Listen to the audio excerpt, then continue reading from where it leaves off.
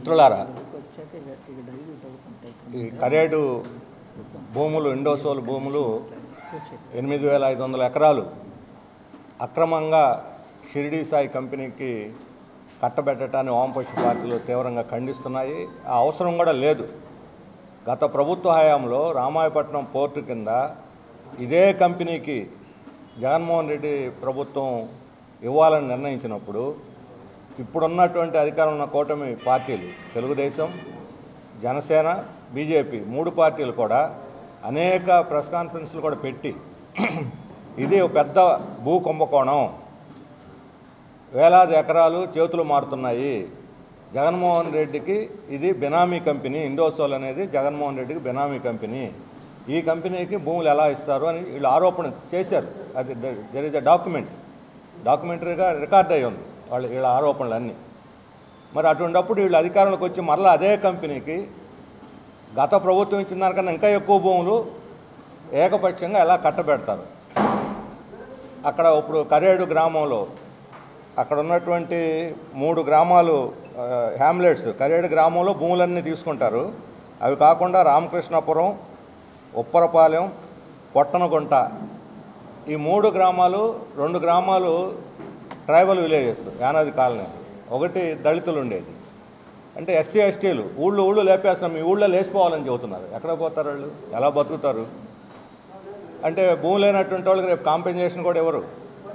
రెండవది social audit అంటే assessment 2013 land acquisition act ప్రకారం గ్రామసభ పెట్టాలి, గ్రామసభ అనుమతి తీసుకోవాలి, సామాజిక ప్రభావం ఎలా ఉంటుందో అంచనా వేయాలి. ఏమీ లేవు. దీన్ని అన్నింటినీ మినహాయింపు ఇచ్చేశారు. అంటే ఏకపక్షంగా ప్రభుత్వం రైతులు ఇవ్వకపోయినా గుంజుకోవచ్చు బలవంతంగా. ఇది చాలా తీవ్రమైనటువంటి పరిణామాలకు దారితీస్తుంది. అందుకని ఇప్పటికే తీసుకున్న భూములు ఎక్కడ వాడుకోవటంలా 2 లక్షల ఎకరాలు ఉన్నాయి. ఇచ్చిన కంపెనీలు ఎవరు ఇంతవరకు పరిశ్రమలు పెట్టలా, ఎక్కడా ఉద్యోగాలు ఇవ్వాల. అంటే కేవలం ల్యాండ్ మాఫియాని డెవలప్ చేసేదానికి తప్ప పరిశ్రమలు అభివృద్ధి చేయడానికి తోడ్పడదు. రాష్ట్రం ల్యాండ్ మాఫియా కింద మారటానికి వీలు లేదు. కనీసం ఇప్పుడు నిన్న రోడ్ ఎక్కర్ హైవే ఇటీవల కాలంలో ఎప్పుడూ లేదు. కడుపు మండింది. ఏ పార్టీ లేదు వెనకాల వాళ్ళు. అన్ని పార్టీలు, తెలుగుదేశం, వైసీపీ, సిపిఎం అన్ని పార్టీల వాళ్ళు ఉన్నారు దాని వెనకాల. వామపక్ష పార్టీల వాళ్ళు అందరూ ఉన్నారు. జనంలో మహిళలు చాలా పెద్ద ఎత్తున వచ్చి అడ్డం కూర్చున్నారు. మా ప్రాణాలు తీసుకోండి, మేము భూములు మాత్రం ఇవ్వమని చెప్పని తెగించి చెప్పారంటే ప్రభుత్వానికి ఏమాత్రం ఇంగిత జ్ఞానం ఉన్నా వెంటనే ఈ భూ సమీకరణని విత్డ్రా చేయాలి. సబ్ కలెక్టర్ వచ్చి మేము పునఃపరిశీలిస్తామని హామీ ఇచ్చి వెళ్ళారు. మరి దాని ప్రకారం పునఃపరిశీలన చేయండి. వెంటనే ఇచ్చినటువంటి నోటిఫికేషన్ విత్డ్రా చేసుకోండి. ఫస్ట్ కలెక్టర్ నోటిఫికేషన్ ఇచ్చాడు, 10 పేజీల నోటిఫికేషన్ అన్ని పత్రికలకి. దాన్ని వెంటనే విత్డ్రా చేసుకోవాలి. తద్వారా ప్రశాంత వాతావరణాన్ని ముందు రామాయపట్నం పోతే డెవలప్ అయితే తర్వాత పారిశ్రామికవేత్తలకు అవసరమైతే వాళ్ళు వచ్చినప్పుడు ఆలోచించవచ్చు. రాకముందే వీళ్ళే ముందు భూములు కట్టబెట్టడం ఏమిటని, ఏమీ లేకుండా ఆలు లేదు చూలు లేదు అన్నట్టు భూములు కట్టబెట్టడం ఏమిటి? దీన్ని విత్డ్రా చేసుకోవాలి. రెండవది జూలై 9 సమ్మె మిత్రులు చెప్పారు. దీనికి వామపక్ష పార్టీలు పూర్తి మద్దతు ప్రకటిస్తున్నాయి. దీనికి అన్ని ప్రజా సంఘాలు, పార్టీలు కూడా మద్దతు ఇవ్వాలి. 8 గంటల పనిని 12 గంటలకు మార్చేశారు. 2 గంటలు రెస్ట్ అట మధ్యలో.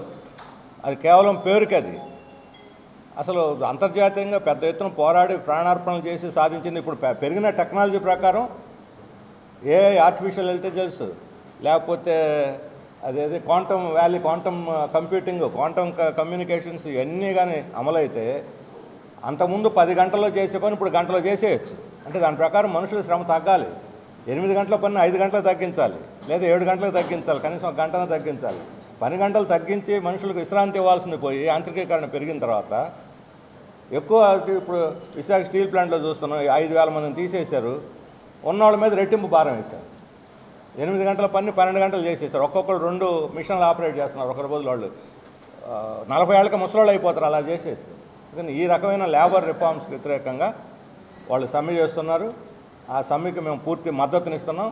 ప్రభుత్వం కూడా ఎలాంటి ఆటంకాలు కల్పించకుండా ఈ సమ్మె నిర్వహణకు తోడ్పడాలి. ప్రభుత్వ యంత్రాంగం కాకుండా అణిచేయాలని ప్రయత్నిస్తే మాత్రం వాళ్ళు ఇతర వర్గాల ప్రజల నుంచి కూడా వాళ్ళు ప్రతిఘటన ఎదుర్కోవాల్సి ఉంటుంది.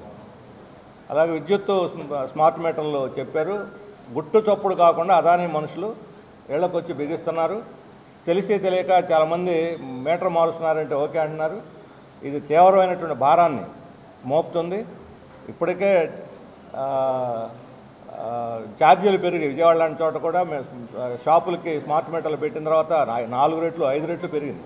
బెంగాల్లో ఈ పెరుగుతున్నాయని చెప్పి మొత్తం సిపిఎం వామపక్ష పార్టీలు అందరూ తిరుగుబాటు చేస్తే ఇప్పుడు మమతా గవర్నమెంట్ దాన్ని విత్డ్రా చేసేసుకుంది. పక్కన ఇప్పుడు ఇతర మన చుట్టూ ఉన్న రాష్ట్రాలన్నీ కూడా కొత్త వాళ్ళకి పెడతాం, తెలంగాణ వాళ్ళు ఏం చెప్పండి మేము కొత్త వాళ్ళకి పెడతాం మీటరు, స్మార్ట్ మీటరు ఉన్నాయి మార్చామని చెప్పి ప్రకటించారు. మరి ఎంతమంది ఎన్ని రకాలుగా చేస్తూ ఉంటే ఎందుకు అదానీ మీటర్లు తయారు చేసాడు అమ్ముకోవాలి, లేకపోతే అది నష్టం వస్తుంది అదానీ కంపెనీ. కేవలం అదానీ కంపెనీని ఉద్ధరించడానికే ఈ స్మార్ట్ మీటర్లు పెడుతున్నారు.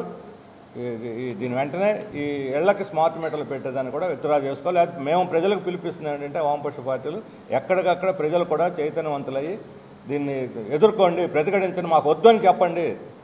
అదాని మనుషులు ఇళ్ళకొచ్చి బిగిస్తూ ఉంటే మాకు ఈ స్మార్ట్ మీటర్ వద్దు అని చెప్పండి అని చెప్పి మేము ప్రజలకు కూడా విజ్ఞప్తి చేస్తున్నాము. దాన్ని ఈ క్యాంపెయిన్ని భవిష్యత్తులో ఇంకా తీవ్ర రూపంలో ముందుకు తీసుకుపోవాలని వామపక్ష పార్టీలు నిర్ణయించారు.